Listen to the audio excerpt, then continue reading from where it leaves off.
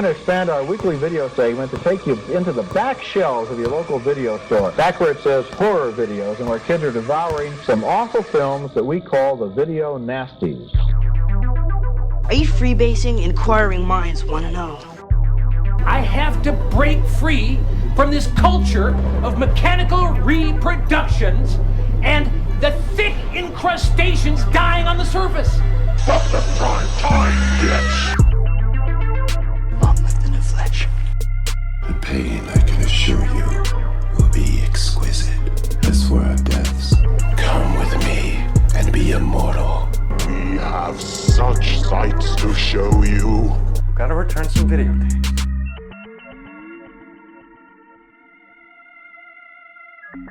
Hello, horror hounds, and welcome to the It Slays podcast. I'm your humble host, Rowan. It's Xylia. And this is Daria Nicolodi's skinny legend camera from Deep Red. R.I.P. I love you, bitch, Mike. And we are back with another one. As always, it's like a continuous loop. I don't know if that's a good or a bad thing. Hopefully a good thing for everybody. Over and over. It's like Happy Death Day, except listening to us all day, every day. Or that moment in Nightmare on Elm Street 4. We are not Happy Death Day.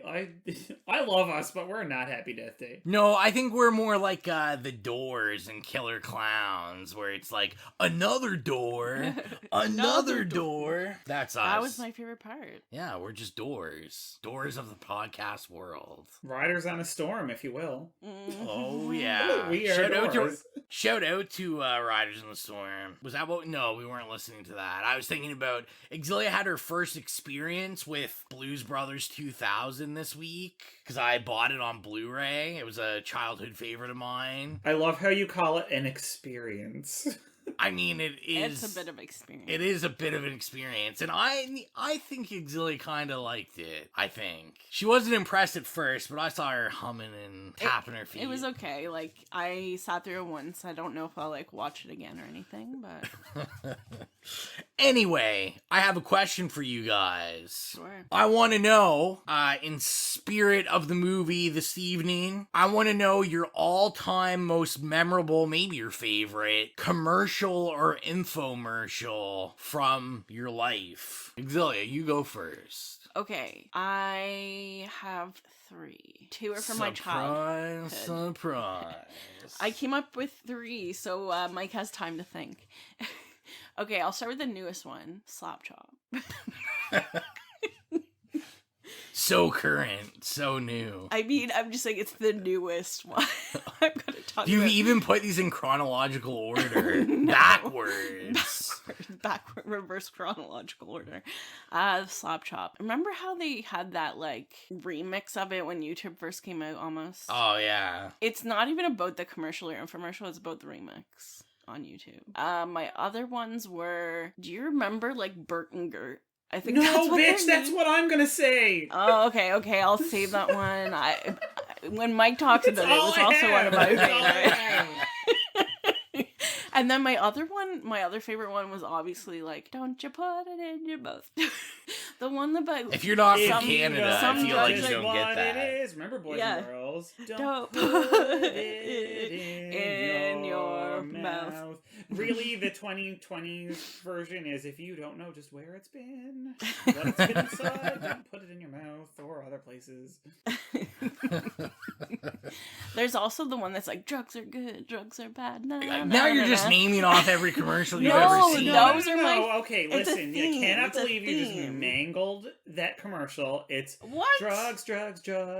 Which are good, which are bad. Drugs. Ask your mama or ask your dad. How dare you? You fucking mangled it. How? I think he's saying your singing voice is well, terrible. Yeah. No, but she mangled the lyrics. She just said, I just said the some same drugs are good, you. some are bad. That's not the lyrics of the song. That's my version.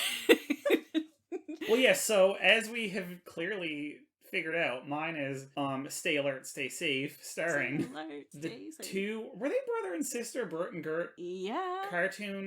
They were cartoon rabbits who stayed home and then strangers came knocking at their door while their mom and dad were not home. But now I'm not convinced. I'm just thinking back on it. Now I'm not convinced that they were brother and sister. I don't know. How many boyfriend and girlfriends do you know named No. Bert? Okay, or hear me out. Maybe they were brother and sister, and the reason they were home alone and strangers were knocking at the door is because they murdered their parents, and it was the cops trying to figure out where the parents were. I'm just throwing that out. Dark turn. And they had they did a whole series of them, and the whole slogan was "Stay alert, stay safe." Mm-hmm. And I love those. They were like every kid in Canada remembers that. those, except for the youngsters. Another great one, Body Breaks. Oh, Body Breaks, starring Hal and Joanne. Fitness Johnson. King and Queen. McLeod Johnson. Yeah. Yep. There's, what's his name? Samson. What's even called Body Breaks? I don't remember. Slim Blimp? Skinny Oh, Blimp? Skinny Blimp. Okay, you guys gotta look up on YouTube if you're Canadian and you know the Body Breaks. You gotta look up, I guess it's called Body Breaks by Skinny Blimp. It's fucking hilarious. But only if you get it. It's basically think that this is something that's unofficial. Yeah, they're yeah. They're like a rap group from Halifax, but they do like comedy rap, and they made a southern trap beat remixing the Body Breaks theme song, and then it's all about the theme song. If I press play for a second, is it gonna be messed up there? No. Okay, you gotta listen to this. I wish you could see the video right now, Mike.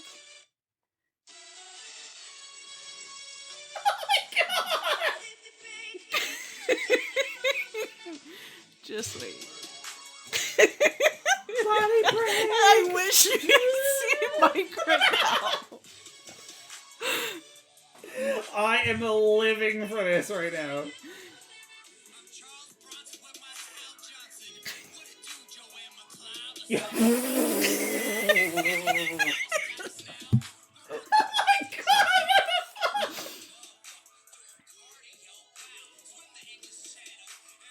Yeah, so definitely YouTube that. I am obsessed. We showed. Oh my god, sorry. Okay, sorry for derailing that, Rowan. What was your favorite commercial? So, my favorite commercial or infomercial all time. Can I guess it? You can guess it. H2O Mom. H2O Mom. Oh, H2O.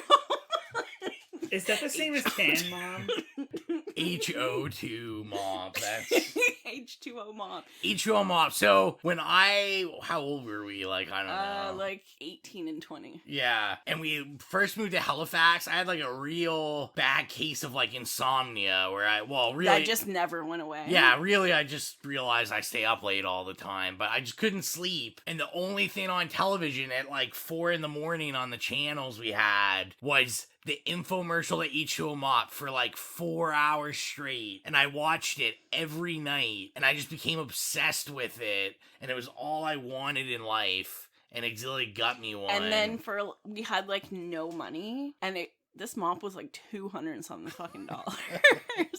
And what? Are you out of your mind? No, wait. So I bought it for random. I don't even think it was for a reason. I just bought it because he was obsessed with the infomercial, and we never used it. No, we used it once. It fucking sucked. Oh yeah, we used it once. It was terrible. Oh yeah, on that. I tried to use you it. used it once because that's probably how many times you cleaned your apartment. Oh, probably. But listen, if you were 18 years old, there's no way you ever cleaned your apartment more than once. When you moved out, you cleaned it up, and that was it. It's true. Our apartment was a fucking mess back then. But one of the things it said it did was steam clean your carpets, and our carpets were nasty because 2 days after we moved in, Rowan's family came for supper, and we were eating spaghetti. And Devin had spaghetti on his plate, and it was a white carpet. And he just literally walked into the living room. His plate just literally just went down, and there was just spaghetti and spaghetti sauce all over the fucking carpet. And then it never got better from there. It was just disgusting. But so it said it steam cleaned the carpet. No, it fucking just poured puddles of water onto it. It wasn't good.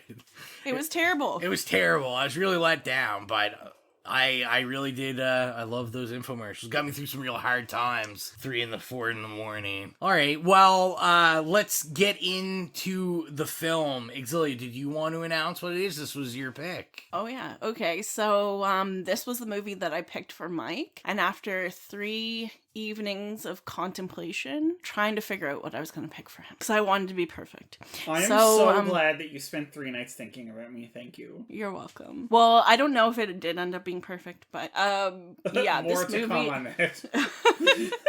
This movie is the 1985 film The Stuff. Now let's get into the trailer. The stuff is here now. Great new day sensation. Light and free now. Get you elevation. Enough is never enough. Enough is never enough of the stuff. The stuff, the taste that makes you hungry for more. The stuff, taste that delivers. Enough is never enough.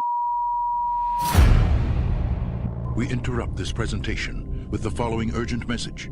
Tonight, America is in grave danger. We are under alien attack by a popular dessert known as the stuff. Here, Jason, take some. No, don't eat that. There is something alive in there. Tasty. There's something alive in yogurt. It's called benign bacteria. If the stuff is in your house, do not eat it. If you have it on your shelves, do not sell it. If you distribute this material, close your doors, make no more sales.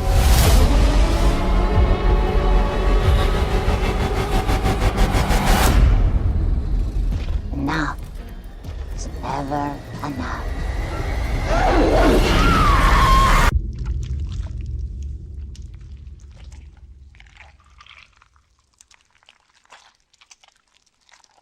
So that was the trailer. Now we are gonna switch things up from now on. Usually you're used to me saying, this is the IMDb bio for it. But us at the It Slays podcast are over on Letterboxd now. And we really like it. And yeah, if you're on Letterboxd and you're a film buff like us, add us. We'll add you back. But we're gonna read our stuff from there from now on. At least the bio and everything. So Xylia, this was your pick. Why don't you read us the bio? All right. It says, are you eating it or is it eating you? Amalgamated. You should tell the listeners that Mike just spit his wine back into his glass. It just hit me. I'm sorry. Oh, no, that's okay. Amalgamated Dairies hires David Rutherford, an FBI man turned industrial saboteur, to investigate a popular new product called The Stuff, a new dessert product that is blowing ice cream sales out of the water. Nobody knows how it's made or what's in it, but people are lining up to buy it. It's got a delicious flavor to die for. I like that it's FBI man. Not FBI agent or anything. Or just the FBI. Also, people are not lining up to buy it because it's literally everywhere. In droves. You do not need to line up at your local 7-Eleven to get a yogurt cup full of sentient goo. Well, before we get into anything, we do have to get to the Bechdel test from Xylia. So why don't you explain the Bechdel test for new listeners? Okay, so for new listeners, the Bechdel test is basically unscientific measurement, as Mike likes to mention. What a man. To determine kind of like how good they were at making women not one-dimensional, I guess you would say. So basically it's, are there 2 women in the movie in a scene together? I don't know if there can be other people in the scene, but they're together. And then if they talk about something other than a man, and then also extra points for if they're named. Now, does it count if the movie's so awful that you don't know their names because they only say them once? I don't know their names. And there's like the mom, the marketing woman, and the models. And I really can't think of any other women in it. I love that we're Extras, pathetically maybe? grasping at straws and saying the models who were auditioning The models. for a commercial. For like 2 seconds. Yeah, those are the women. So yeah, this obviously failed miserably. I think like one movie that we've done has passed. Now, I do think... We've only been doing it for a few weeks, though, to be fair. There would have been one movies in out the of like past. 5. Not a great percentage. And I wonder, it's Oh, hard no, it when isn't, you... though. You're right. It's an awful percentage. I wonder, it's hard when you do this test, too, especially where, like, this is, like, very satirical and, like, it's, like, kind of making fun. Yeah, but it's 1985. Of stuff. People have to be aware of things in order to, like, satirize it. Yeah, I guess that is true. There's also, like, one person of color in the entire movie, and they call him colored. Yeah, this is also very true. So, yeah. 1985. I'm adding that I think I mentioned And he's introduced by him jumping out of nowhere and beating the shit out of the main character of the movie. Yeah. With no explanation. Like, Chocolate chip Charlie. Chocolate chip Charlie. No racism there. No. So I had mentioned before that I think that an added layer to it should be like a sense of intersectionalism or intersectionality, and also failed miserably in every way. We love intersectionality. Yes, we do. Read Kimberly Crenshaw. Yes, please do. Sorry, I'm just reflecting on Kimberly Crenshaw's essay. We stay tuned for our inevitable social theory spin-off podcast that me and X have been just teasing you with for a year now. Just like we're making you dripping wet waiting for it. It's gonna happen. Sidecast 1000. Sidecast 1000, yep. Kimberly Crenshaw, Intersectionality 101. I also love how he's like, everything that comes out, what's his name? Mo Rutherford? Everything that comes out of his mouth when it has to do with a woman basically is like the most like condescending, like infantilizing language possible. It's like little lady. And he says that, and he says some other things that I literally like can't fucking remember, but it was just ridiculous. And then when they're in the factory too, I don't know, they had to say, it's like the marketing woman and the kid, and they're like, we have to save the woman, even though it's like a fucking 10-year-old kid. Don't you think you try to save him? I don't think it's this movie damsel in distress. Yeah, I don't think this movie is necessarily on the politically correct side. Before we get too much into it, though, we do have to do Xylia's favorite segment where we talk about the director and the actors. Great. that was enthusiasm. Normally it's voice. mine, but anyway. That's right. As we've already discussed, the lack of women in this movie means that I do not care for this segment. Well, I'll be honest, I have the list kind of short. You guys know how I like to do it. If you don't have a Wikipedia page, I'm too lazy to look any of your stuff up. Okay, no. If you don't have a Wikipedia page, or if Mike doesn't know who you are. Oh, this is also correct. Because I know plenty of people that don't have Wikipedia pages, but have extensive fucking bibliographies, or filmographies, shall I say. So, well, we'll start with someone that I'm sure, most hardcore horror fans are familiar with, and that is the director, Larry Cohen. R.I.P. He died last year. The guy that plays Chocolate Chip Charlie didn't like him. Somebody asked him about like how he liked him, and he said, my mom taught me that if I don't have anything nice to say, I shouldn't say anything, and then like stop talking. And then he changed the subject abruptly. But Larry Cohen is kind of born out of that like Roger Corman school, just of like low budget independent horror movies. He's most famous for this. The It's Alive trilogy. Q. Does that one have like a baby carriage on the front? Yes. I was thinking about a basket case. No. I was thinking about a skull. Oh no, this has a baby carriage on the front of it. Maybe I'm thinking about the cover of They Live. Oh yeah, that's what you're thinking of. So like I said, Q, the Winged Serpent, Manic Cop, and also Maniac Cop. He's not. You're confusing the varieties of mental illness living within this police officer. Oh, Rowan He's fails. probably also manic, but he is a maniac. I'm sorry, guys. I'm just reading It's your shtick. It's my shtick. You gotta embrace If it. I'm you sure got there's more through to come. one episode without bungling some title or person's name, I would be flabbergasted. How many episodes have we done? Like 40 something? It hasn't happened yet. Hasn't happened yet, probably won't ever happen. And then I was just gonna say he also directed, I think at least one episode of Masters of Horror. So then I've only got 4 actors written down. So the first one is Michael Moriarty. Is it Moriarty? I didn't really know how to say his last name. I'm sorry, guys. Who plays David? Is that the kid?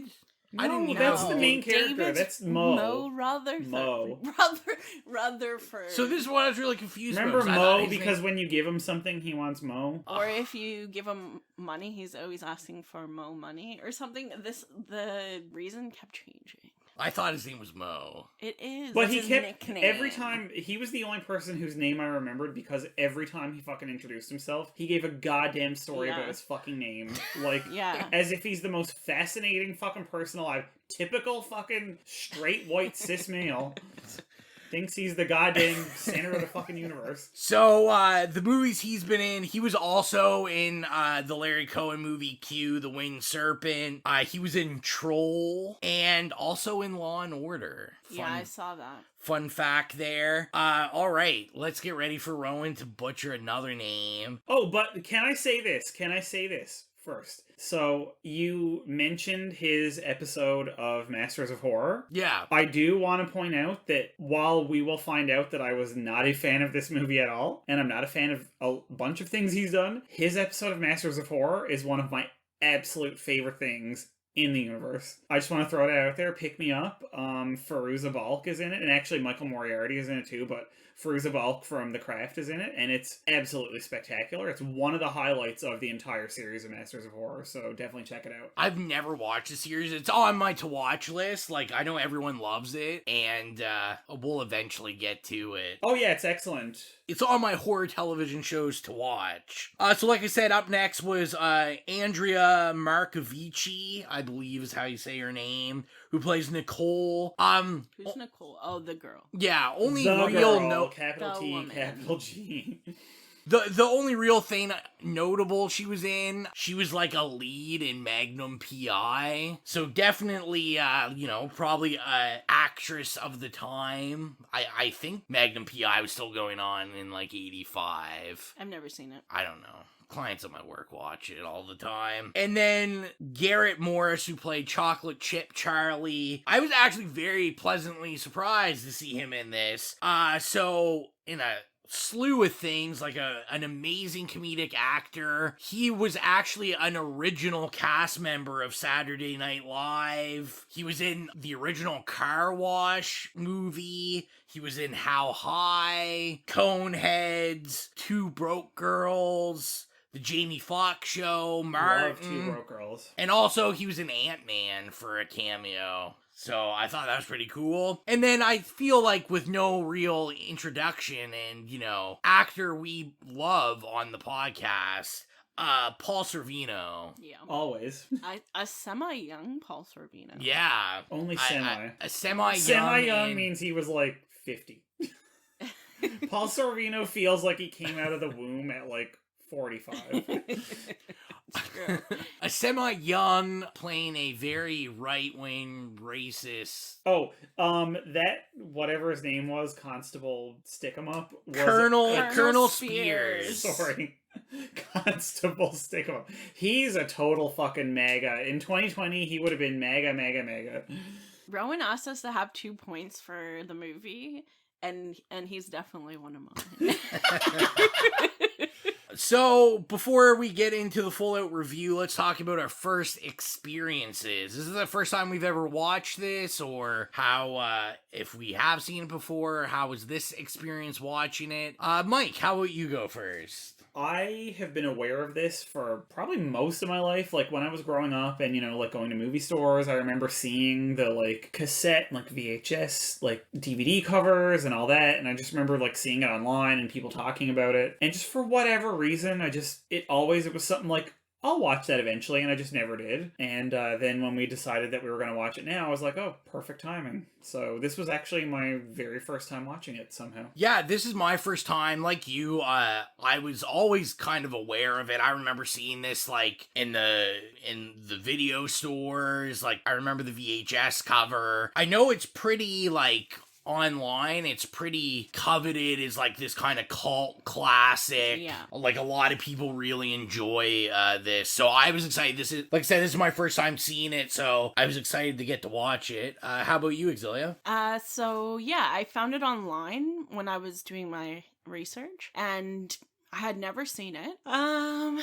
Then during the month of Halloween, when I was doing a horror movie every night for Instagram, I couldn't think of a movie I wanted to watch that night, so I ended up watching this, but I only watched maybe like 15-20 minutes of it, and I fell asleep. So this is my first time. I'm not gonna lie, I don't understand how you got through the first 3 minutes without falling asleep.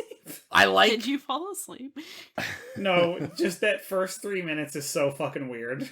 I just like that Xylia really made it sound like official, like she was doing research, when the research she was doing was, what shitty movie would Mike pick? No. I looked up lists and lists and lists of movies, horror movies from the 80s. Like, do you know how many of those exist? A lot. To be fair, in her defense, there is a goddamn metric shit ton of them. Yeah. And this was a very Mike pick, so good job. It was a very me pick. And for whatever reason, I just never watched it when I was younger, so well done. Well, let's get into the main event. We know what we're gonna start off with. Favorite scene / kill. Mike, this movie was picked for you. I want to know what your favorite scene and kill was. That is a very good question. I am going to say my favorite scene / kill was, honestly, this is very bizarre, but it was when the whole family was ganging up on the youngster to make him eat the stuff. And that was also my favorite scene. Yeah, and he went upstairs and like switched it out, and I remembered my brother when I was younger, like blasting Weird Al's Eat It when I didn't want to eat something that my parents were trying to make me eat. And for whatever reason, it made me think of that. And I thought that was kind of funny, and it was this weird, like, personal connection. But I just thought, it was one of those bizarre scenes that just, it was like this kind of ingenious kid, right? And I think that was, like, a thing in 80s, like, not just horror cinema, but, like, 80s horror and comedies and, like, action movies that, like, a weirdly large amount starred kids. And it was like, kids are so brilliant and, like, ingenious. And I was like, this is sort of an example of that. I just thought it was funny. It was interesting. Xylia, how about yourself? I have a couple that I'm only gonna say 1.5, but it's the hour and a half of this movie. No. When after that happens, and then Mo comes with his car. He just knows where his boy lives and he's running out of the house. Exactly. And then, like, he gets in the car with him. Stranger danger. And then he gets on a private jet. I was going to say he gets in a car. Girl, he gets in a fucking plane. That's why I said 1.5, because they're two different scenes, but they're kind of the same terrible decision making. And, like, the parents clearly just do not look for this child at all. They're like, okay, whatever. They're taken over by fucking alien desserts. But is it alien? We don't ever find out what the fuck it is. Spoiler alert. I thought it was. I don't know. I mean, I guess it's just... They continue to say that it came from the center of the Earth. It came from the Earth. Like, how the fuck is that alien? That's literally terrestrial. It's alien to somebody else. I mean, I want to know... It's not human, so I guess in that manner it is alien. It's not human or animal or mineral or... They do say alien in the movie one time. They do. Yeah. I don't think they know what it is. Maybe it's like as in UFO, unidentified object. No, it's a UO. It's a UO, yeah. You don't want to hear that when you go to the Cut doctor. the F out. Cut the F out. You have a UO. Unidentified object. That's right.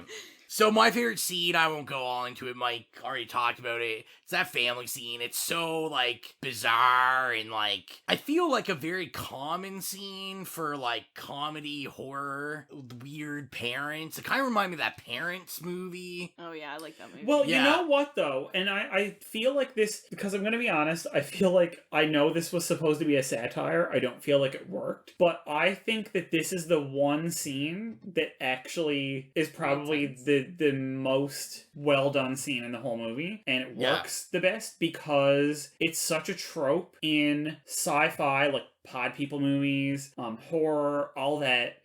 Any coming-of-age movie, really, like, when you look at it, where it's, like, the authority figures and the older people trying to get, like, somebody to conform. And I think that's why it's so well done, because it's the only thing in there that actually, like, strikes a chord with reality. You know what I mean? Yeah, I can see that. I also love how my favorite part of that scene is how he's just, like, casually eating shaving cream. Yeah, it was a terrible, terrible idea. To be fair, you'd probably rather eat shaving cream than that goop you tried flushing 4 times down the toilet that clinged for dear life to the toilet seat. True. That's very true. And, you know, not because the name sounds familiar, but the entire time I was watching this movie, I was just like, man, that looks like fluff. You love fluff. Fluff is pretty tasty. Explain it's like fluff to me. marshmallow. You get it in, like, the peanut butter aisle, and it's basically, like, spreadable diabetes. Did you just say peanut butter aisle? What the fuck is a peanut butter aisle? Where you find like in the Where grocery are you store. finding a whole aisle of peanut butter? Like, you can tell what he likes the peanut from that butter aisle. aisle of the grocery store.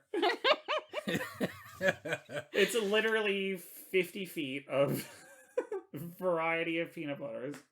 I would imagine they used fluff. I mean, fluff didn't exist. They actually says one of the scenes where it moves, they used ground up fish bones. Oh, that's. I don't know how that equates to like the look of the stuff. I could literally vomit right now. They said that the people had to there was a lake or something there, and the people would basically go and bathe themselves as soon as it was done because it was so gross, like smelling. Yeah, that sounds disgusting. You know, I think the best place to start with this movie is the beginning. Oh my god, I realized why that kid looks so familiar. He was in Who's the Boss for 2 years. And speaking of that kid, I was like, these have oh my god, what are the odds that I would put in our group chat about Tony Danza's dong, and then Who's the Boss pops up? It's just kismet. The planets are aligning. Oh my! Yeah, when we were watching it, I was like, "There's no way these aren't brothers in real life." And so I looked it up, and they're brothers. Oh, are they? Yeah, I was gonna say that was an insane. It was the weird eyes. They both had really weird eyes. Really, I thought they were pretty eyes. ugly children.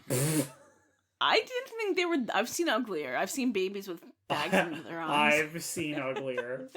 I've seen uglier children. That was a low-key burn to me. Yeah, that was I felt really disrespected by that. No, what I was gonna say is respected by anything that your wife says no, about you? never. Or you. Yeah, let's talk about the first 3 minutes of this movie where none of the vocals actually synced with the video. There's so many people talking and their mouths weren't moving. Okay, I thought that was didn't even just realize me. that. I thought that no, was it was just me. definitely Okay. it was definitely like dubbed afterwards. Dubbed on that. I can't even call it green screen. It was like God. whatever pre-green screen was. It was. It's so funny when he's in that tank. Oh my god! And the stuff is coming towards him. Which really confused me, because in the tank, like, when they show it just him, like, the tank actually looked like it was fine. It was a tank. But then when it would go to the back of him, it was just, like, so bad that the whole green screening or whatever it was in 1985, like, I kind of thought the effect made it a little more endearing, that it was just like this really indie kind of funny low budget movie. Yeah, that beginning really upset me. Like, I wasn't sure if I was gonna get a whole movie of bad sync. Luckily, if there was, I didn't notice it after like the first 3 minutes. But the first 3 minutes didn't feel like a horror movie whatsoever. I felt like I was watching like really bad like cop show or something, which I thought was kind of odd. Legit. And I never thought that ice cream CEOs were so diabolical. Amalgamated Dairies. See, like, I didn't know they were called Amalgamated Dairies. Like, did anyone know that? Maybe it was like on a building somewhere. Maybe. How did you just pull that out of your ass? It was in the bio. Oh. How do you know this? I only know the guy's name is Mo because he made up 5 different stories about it in the first 20 minutes of the movie. And all I could think about was, I'm coming. Right? You know, it's like you think of like Mo wanting more problems.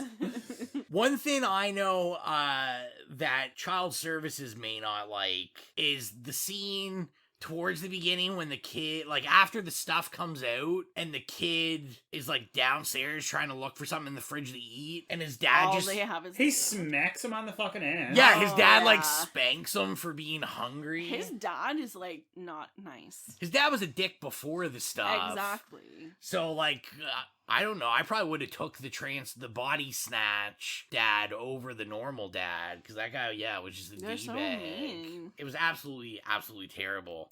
But I wonder why that scene stayed with me, because I was like, why was the only stuff that moved the stuff in that kid's fridge? Like, everybody else was eating it up, and I'm sorry, if the stuff is everywhere and it's as omnipresent as they made us believe, how was it not vibrating in everybody's refrigerator? Like, riddle me that, please. Yeah, that's true. Explain it to me, as the great Liz Phair once said. They might have rationalized it by the fact that it had fallen over and the cover came off, but yeah, I know it's supposed to be really strong, so why would it have fallen over? I mean, it's not that top heavy. Like does your fridge shake that much that shit just falls over in it randomly? No, sometimes though, if I put something else in the fridge, it will knock something over, and then I will just, if it's not gonna do anything, then I just close my fridge door. I mean, another hard thing too that I kind of like, as I read about the movie, that I kind of like give a pass, is that I do know Larry Cohen said like the movie's like highly edited. He said they said it was that way is longer. a fucking understatement of the century. That's my main point for this movie, is that it's edited to the point where it's incoherent. Yeah, a lot of it, like, there's never explanation for anything. There's literally nothing is explained, and I'm sorry, you can't edit out the whole movie. I think that's a little bit of bullshit. I think that's the fact that, like, the screenplay doesn't make any sense, and the editing is awful, so just blame it on the editing. One thing I really wanted to talk about is, and you kind of touched on it, Mike, was how do we feel it worked as a horror comedy? Now, I know it doesn't say horror comedy, it says it's a sci-fi horror. Sci-fi horror. Larry Cohen says that it's, when he made it with the Times or Wikipedia or whatever. Well, I saw this on Wikipedia. Is Larry Cohen said that he said he wanted to make it more of a horror comedy than a straight up serious horror, and that when he submitted the film to the production company, that they were not impressed that it wasn't like a straight out scare horror movie. It says it's an American satirical science fiction horror film. And I'm just wondering, like, how we felt, how that kind of played in the movie. Did we like it? Like, because I know, like, I kind of got, this was my issue with it, is I kind of got the kind of satirical consumerism messaging in it. But then it went to, like, fucking, like, Cold War. But it was just, like, I felt just none of the things it was poking at were really, like, fleshed out. Yes. It's like, okay, yeah. I get the consumerism thing they're talking about, but not really, because they're not doing a great job. I had read that he said that the reason he did this movie is because he had seen on TV all these, like, products getting recalled. Oh, yeah. So And it's like corporate greed and just putting things out, even though it makes people sick. It's not necessarily about like, you know, flat out consumerism in the way that he meant it. I mean, I certainly took it that way, but yeah, well, I mean, and like I said, I think he had a lot of ideas going on. Like you said about like the Cold War, like you could tell he was trying to make some sort of like there were vague ideas there. That's the thing. There was like commentary on race, none of which were actually fleshed out. Yeah. And I will say this, because this was one of my main points about this movie. I completely understand that it was satire, and the whole time I was watching it, I understood that, like, you know, they were trying to maybe make something that was a bit comedic and had, you know, obviously like overt sci-fi and horror elements. And I understand the thrust.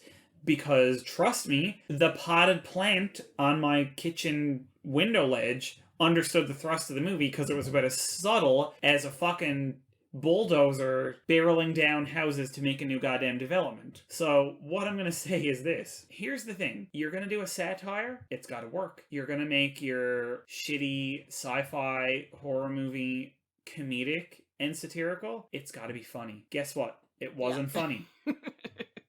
So the satire was kind of only vaguely there, and frankly, it was not done as well as something like A Dawn of the Dead. And the comedy part literally didn't exist, and there was maybe 3 times the whole movie I thought this is supposed to be comedic, and I did not laugh. I didn't find it remotely funny. Well, and like we said, like I think there probably was definitely like scripting problems, because it's not like, I mean, he's got Garrett Morris in it. Like, Garrett Morris is like a proven comedian and a comedian in film. And you could even tell by the end of this movie, he was glad that he was killed. Because, like, I literally watched the enjoyment sucked out of him. Just like the stuff leaving his body. Like, by the end of it, he just didn't care. And I should mention, because I forgot to say it at the beginning, that Chocolate Chip Charlie was my favorite death.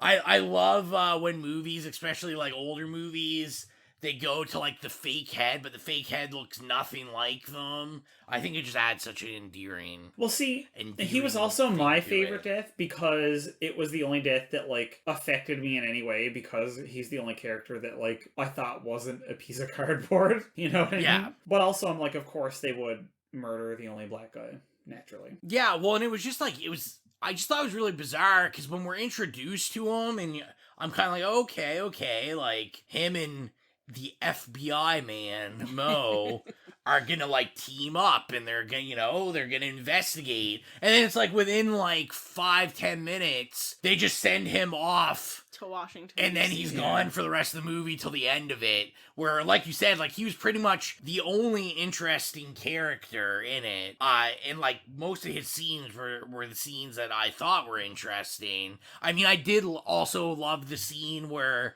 he pretends to be the petroleum tycoon, and there's like the Stuff fashion commercial. For the commercial. I really did love that scene. I thought it was funny. Is it on National Lampoon's Christmas Vacation when they cook the turkey and then they like cut it or whatever and it deflates? Yeah. One of the heads that like exploded or whatever, it took out the front part of it and it looked like that turkey after it had deflated. Probably similar special effects. Yeah, I think so. I will say this. So for anybody listening, I had our other 2 hosts watch one of my favorite satirical videos, just as like a little taster of what I think satire done right looks like. And it was the Adult Swim video from, God, it was years ago now, called Unedited Footage of a Bear. And it's a satire of like an antihistamine commercial. Yeah, and with all the side effects listed, and, you know, like, oh, like busy suburban moms, you know, and then it ended up being this like horror tale of like, I can't even describe it to you. Like, you literally just go to YouTube and type in unedited footage of a bear and watch this, you know, fake infomercial. It is absolutely terrifying. And to me, like, I kept watching this movie and going, I know it's supposed to be satire. I don't find it funny. I don't find it scary. I don't find it effective at all.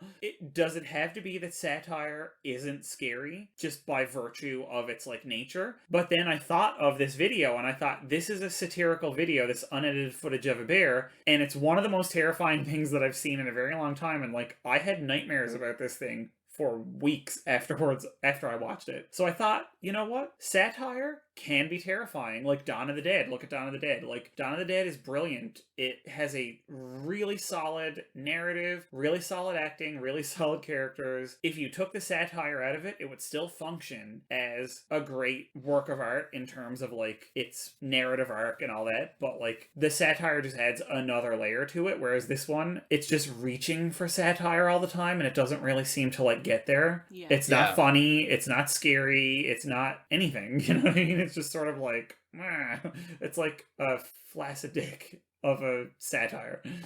It's flaccid.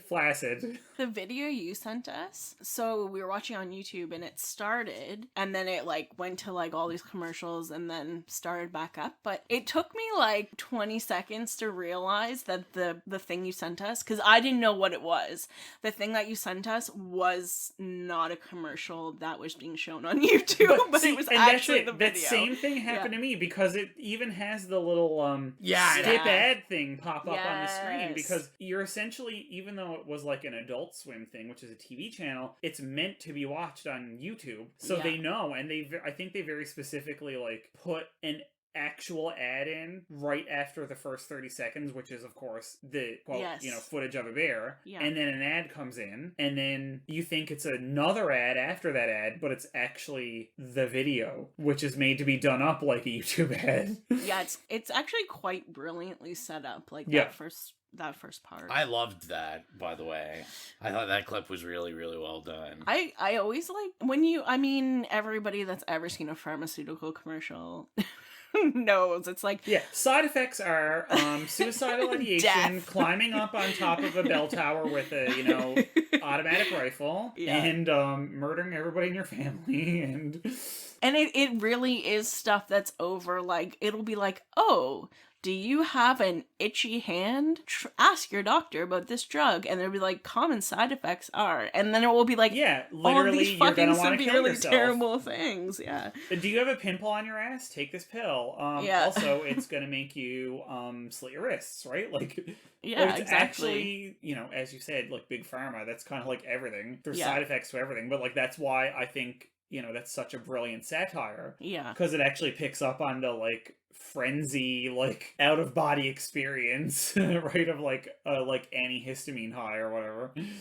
Well, and I think it was a good pairing with the movie, because if there's two things that you should actually be afraid of, it's big pharma and big ice cream, big dairy. Big dairy, amalgamated dairy. Oof. Amalgamated dairy. And it's not just if you're lactose intolerant. I'll be impressed if in like a couple weeks I'd be like, Xylia, what was the name of that company? And she's just like, Amalgamated Dairy.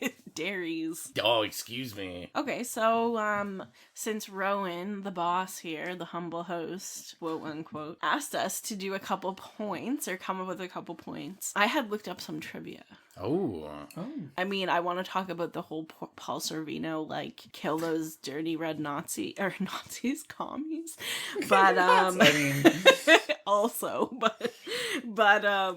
yeah, so the room that, like, the motel room, that the stuff is, like, going up the walls and everything, that's actually a room that can turn upside down, and it's the exact same room that they used in Nightmare on Elm Street for Johnny Depp's death scene. That is so funny, because when I was watching it, I was like, this is literally Nightmare on Elm Street, but in a, like, shitty, bright hotel room with white goop all over the wall. I thought that was interesting. Oh, yeah, I guess it did say, so some of the stand-in things for the stuff were a lot of Haagen-Dazs ice cream. That's pretty expensive ice cream to be, like... Probably where all the budget went. Using for the movie.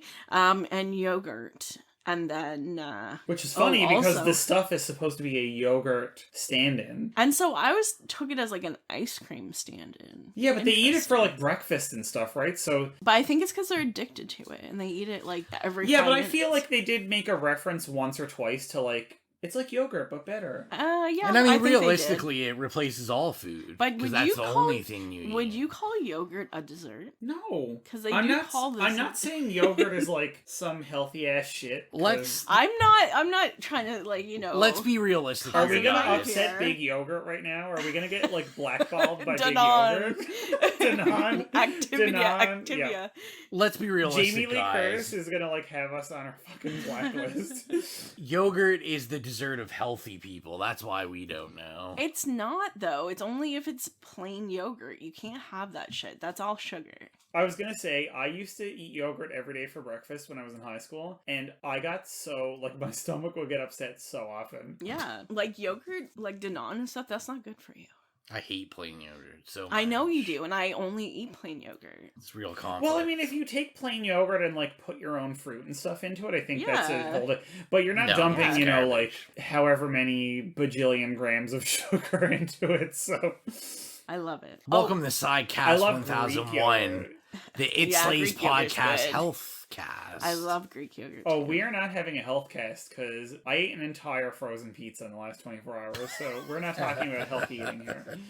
And we're not talking a small one. We're talking like it's the size of a jumbo pizza if you ordered it. And also, the one where the stuff comes crashing through the wall, that was fire extinguisher foam. Oh, interesting. When can we talk about how it like creeped around that weird entire room full of garbage bins on wheels? Yes. And they were like, like crouching, like, and crawling into like the different garbage bins and like, let's shut this door behind us so it doesn't get out. And it's just like sort of like zigzagging between the garbage bins, and then as soon as they get out, it just like crashes through the fucking side of the building. I'm like, well, that escalated quickly.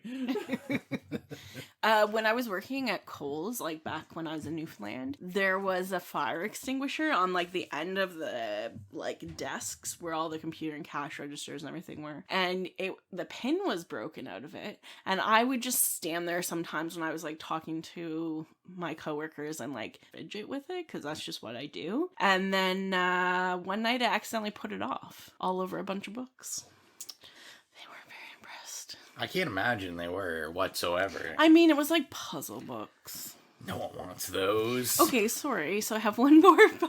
Certainly. I just told you what was in it because we kind of were talking about that. Also the fish eggs, ground up fish bones. But so this movie was actually one of the movies that was playing in Starcourt Mall during the 3rd season of Stranger Things. Nice. And IMDb points out that the plot points are kind of interesting because it's both like involving characters that are compulsively eating something and then they turn into zombies.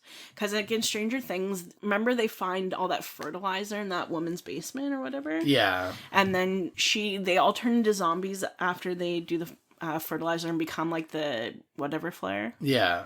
I don't remember what it's called, but... Me either. Something flare. Yeah. I think. I know what you're talking about. But, so that was kind of interesting. They were obviously, like, influenced by this stuff because it was in... Then they were showing it at the mall. Well, and I think this comes from, like, that like, lineage, obviously, too. Like, I mean, the stuff's obviously very influenced by Invasion of the Body Snatchers, as well as the Blob. I mean, that would obviously be the direct reference. Well, I mean, it's like if the Blob was a pod... I can't call it a pod person. If the Blob was if the mechanisms of the Blob were conjoined with, like, that pod sort of taking over a body. Yeah, exactly. Right? Yeah, it's like the pod became a blob. There we go. It's called a mind flare. Mind flare, that's what it was from Stranger Things. All right, so is it scary? Mike? I think it's about as scary as it was funny, which is hell fucking no. And listen, I love me a horror comedy, but I just feel like this failed on every conceivable level on both of those things. So, yeah, no, I'm good.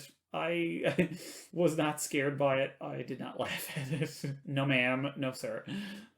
I'll go next. This wasn't scary. Obviously, like we said, even Larry Cohen said, like, he wasn't aiming it to be scary whatsoever. So I didn't think it was scary at all. Xylia? No, I didn't think it was scary. Plain and simple. All right, well. No, but I will say this. Like, it's not because of the fact that it was satirical. Like, I feel like in maybe different hands, this same like plot could have been handled in a really like terrifying way, because as with most horror or sci-fi satires, the kind of general vague thrust of it is something that could be terrifying. You know what I mean? And especially like when you look at it and go like, you know, kind of look at it from this like kind of consumerist perspective, the idea of it is horrifying, but like it was just executed so badly that I think if it had been put in more expert hands at the time, you know, or maybe given a bigger budget, or maybe somebody else had actually written the screenplay and he just did the story, it would have been a different tune. I do think it could have been, like, really effective. It just wasn't. Coulda, woulda, shoulda. I think that the topics that it was trying to comment on are, like, scary in the way that they're a detriment to our society as a whole. But yeah, it was so ineffective in doing that. And then it brings in that what Paul Sorvino's character. It almost, like, halfway felt like another movie. Yeah. It was so random. Yeah, that kind of gave it a totally different tone. So, yeah, it was kind of odd choice. Well, let's get into rating it. So, for anyone new to us, we have 4 ratings. It's nay, okay, yay, and slay. And, yeah, we're gonna talk about the ratings right now. So, Xylia, why don't you go first? This was your choice. I'm gonna give it a nay. Yeah, it wasn't great. I like that. I like that. Is that all you have to say? Yeah. Yeah? I think she said all she has to say for the last hour. Like, yeah, I think so. I think I changed my favorite scene. It is when he eats the shaving cream, but everybody just loves eating, like, depilatory substances. Well, let's go to you next, Mike. This movie was picked out for you.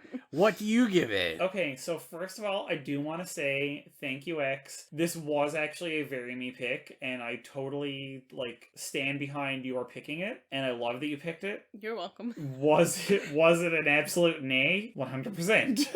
Like, it's, if I could give it a nay minus, I would. Did I have fun watching it? Well, no. No. But I loved watching it with, like, it being a pick for me in mind. And I was watching it and I was like, everything about this does sort of scream, like, blind Mike pick. You know what I mean? If it was done properly, I think you would have liked it. Like, on paper, it was a really, really good choice. And that's what I'm saying. Like, all movies are, have this, like, dichotomy. Usually it's a dichotomy between on paper and on film. So on paper, it totally was, like, a perfect pick. Then on film or in practice, it just did not live up to its premise, right? Yeah. Like, it had a really good premise. It had really good ideas. It just did not deliver on literally a single one of them. There was nothing about this movie that delivered on anything. Like, no laughs, no scares, no, like, real hardcore, like, social commentary. You know, there were a couple of scenes that almost started to do that, and then it's like, oh, okay, well, that's over with now. Anyway, what about you, Ro? Please tell us. I'm gonna go against the group. Oh my god, he gives it like a fucking yay or something. I'm gonna give it the fucking Shade Brigade over here, and then Ro. Yeah. I'm gonna give it an okay. I didn't love it, but I didn't necessarily hate it. I can definitely see why it's like a cult classic thing. The bad, whatever it is, like green screening, copying, pasting, like I really love seeing that stuff because it just looks so ridiculous. The acting was terrible in it. Like everything was so... Even the people in it that were like legit actors, like Paul Sorvino, and like Danny Aiello. We never talked about Danny Aiello being in it, but like he was awful. I'm like, how are you so bad in this movie? Everybody just literally signed their checks and went, here we go, this is all you're getting. Oh, also in terms of the green screen and like technical aspects of it, apparently Larry Cohen wasn't very pleased with how it turned out, and he only paid the special effects company, half the money, and then they filed a class action lawsuit against him. Yeah, I did read that. But yeah, like I said, I'll give it an okay. I mean, I wouldn't be opposed to watching this again. I would put it on if I was gonna like fall asleep 5 minutes later. Yeah, and let's do a classic Rowan. Like this is one I definitely put it like this in the Blu-ray collection. To me, this is a movie that like if I had someone over or something. No, I was gonna say you want to say classic Rowan. Here's what classic Rowan would do for anybody listening who does not know him in real life. Here's what classic Rowan would do. Classic Rowan would have a party at their apartment and put this on in the background while everybody was getting drunk and stoned and like blasted out of their minds. So everybody would kind of be paying attention and then laughing at the ridiculous shit going on the screen, but not actually watching the movie. And everyone would be blasted. So that's I classic feel like Rowan. that would be the best way to possibly That might be It the would best be, way and to absolutely. watch this. Like, listen, I regret that I watched this by myself in my apartment with only 2 glasses of wine in me. Like, I feel like this needs to be a whole bottle of tequila in me. Ugh. I'm not sure if I'm gonna like regurgitate or not. You know, some of that godlike 7-layer nacho dip in me. Like, that's sort of like you need 20 people in the room. You can't be watching this by yourself. I feel like you need a room full of drunk people to appreciate this movie. And it's fine nuances. I think we're pretty on point there. 2 nays and an okay. Interesting enough, I thought I'd bring up that on Letterboxd, they do like the averages of the scores and stuff. This has like a 3.1 out of 5. That's interesting. So this is like actually pretty favorably reviewed. But like we said, like it's very coveted in the horror community, which I think is a reason, you know, get a little sentimental here. Like I think that's a reason I love the horror communities, because we gather around like something absolutely terrible like this, and we love it because it's ours, and we say no one else will get it except for us. But that's just because we're drunk. So it is what it is. So something we're gonna get into now. Xylia asked everyone what their thoughts were on the stuff. We only got one answer, but we also asked about what your thoughts about our last episode's movie, House, was. And I think she's going to read some of those comments for us. So, in terms of the stuff, Mickkill underscore 426. Mick Kill, her name's Heather. She said she enjoyed the story concept, but it was a little daft. One to watch if you're up for a bit of fun, she thinks. Now, she's from the UK, and when at Halloween I said I was watching, what was it called? Microwave Massacre. She said it was daft. And it's not generally a term that people say here, so I kind of had to Google it. But yes, you know what daft is? Yep. I only know Daft Punk. But yeah, so I agree, it is daft. We're highly educated at the It's Slays podcast. I'm just not good at like slang or I guess it's not really slang, but you know, words that other people use that I don't. Words. And then in terms of House, Chris Goodwin says total slay. Yes. Oh my god, the taste. Chris Goodwin, the taste. We love you. And then 2 of the like praise hand emojis. And then our dear friend of the podcast, Colton, says an absolutely wild film. Undoubtedly a slay. Colton also taste. I love it. I love that Colton loved this movie. You know, it's just me too, because I feel like he's quite critical of movies. Yeah. Oh, he's a critic, and he is literally literally a critic. Like he, you know, you should check him out. Like read his writings on film. He's great. But like this is one of those that I feel like could be polarizing. I feel like some people might find it, you know, whatever. But I immediately took to Twitter after I watched it and we recorded, and like just I could not stop thinking about it and talking about it, and I still haven't. I'm literally have a tab open on my laptop right now, actually, since we're talking about it. Trying to find t-shirts with the like cat head design from when the blood spews out of the wall. Like, oh my God. I'm literally ordering t-shirts of that cat from House.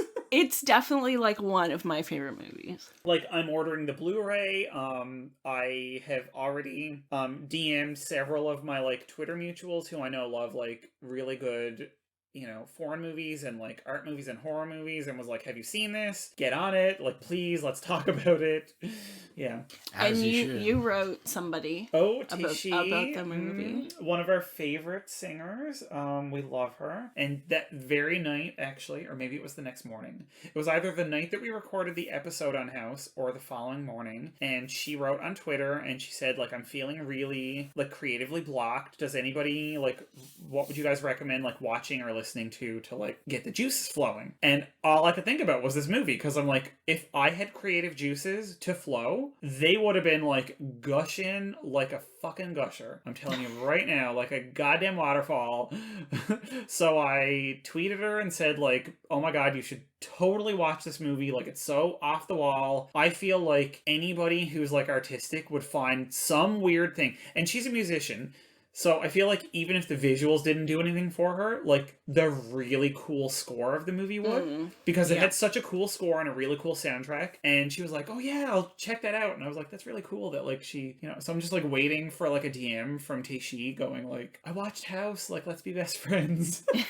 Please. And I'll be like, yeah, girl, just waiting. Let's do it. One can always hope. One can always hope. When we were in Toronto and we got ourselves and Mike records from her, and she signed them. She was really a pleasant person. Yeah, she was very lovely. Stream her album, stream her fantastic single, basically. 2 S's, 2 C's, 2 R's. Yes, from the soundtrack of Closet Monster. Closet Monster, yes. Shout out Stephen Dunn.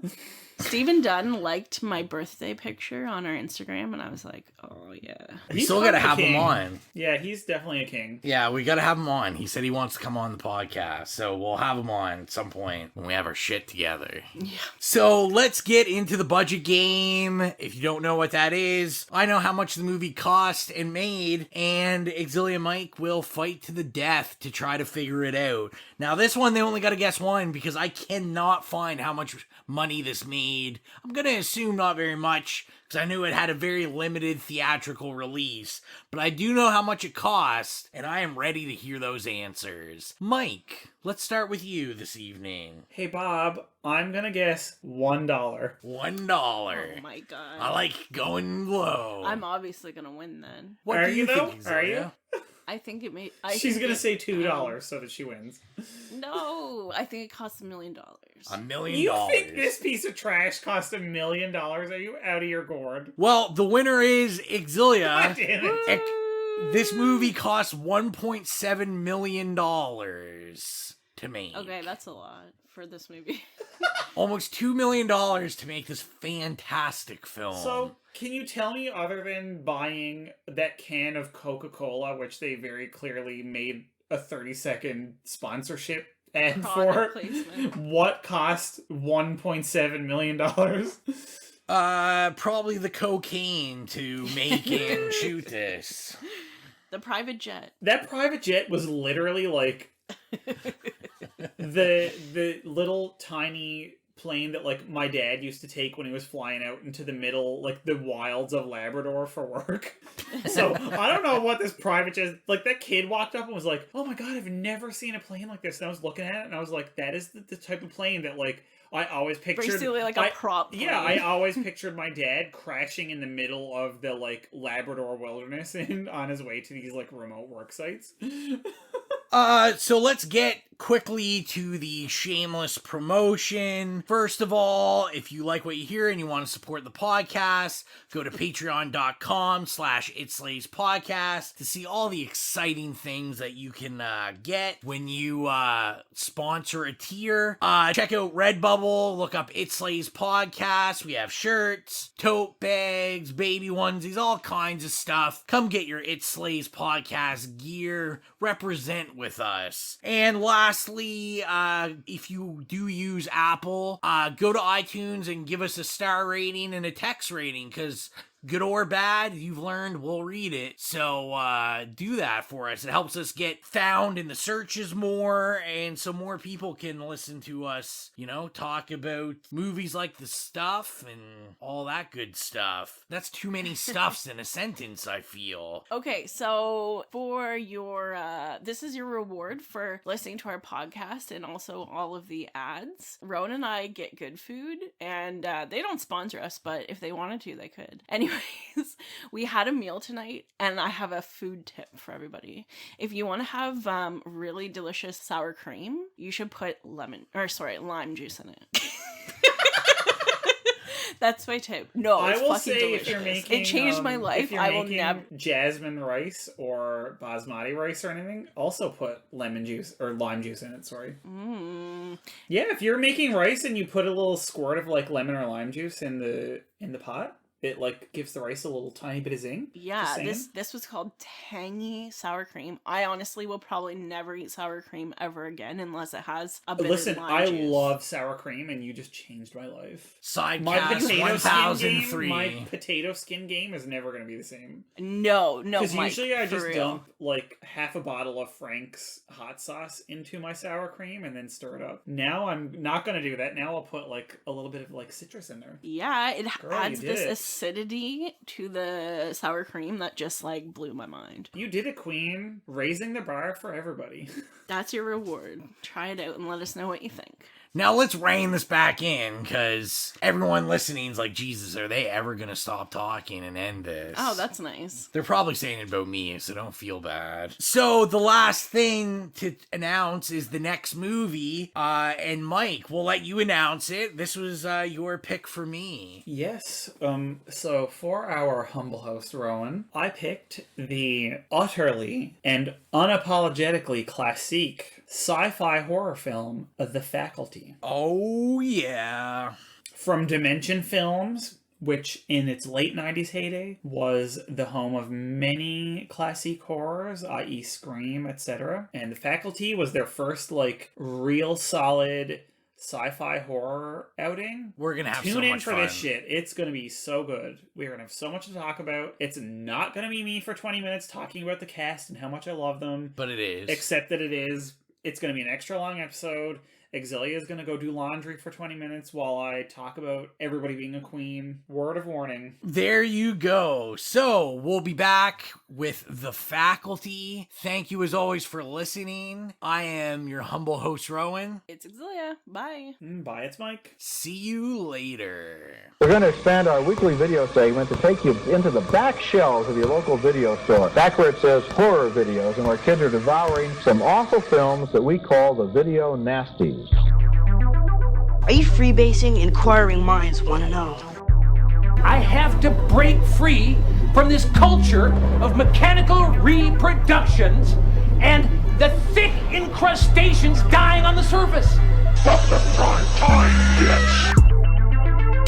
Mom with the new fletch. The pain, I can assure you, will be exquisite. As for our deaths, come with me and be immortal. We have such sights to show you. Gotta return some videotape.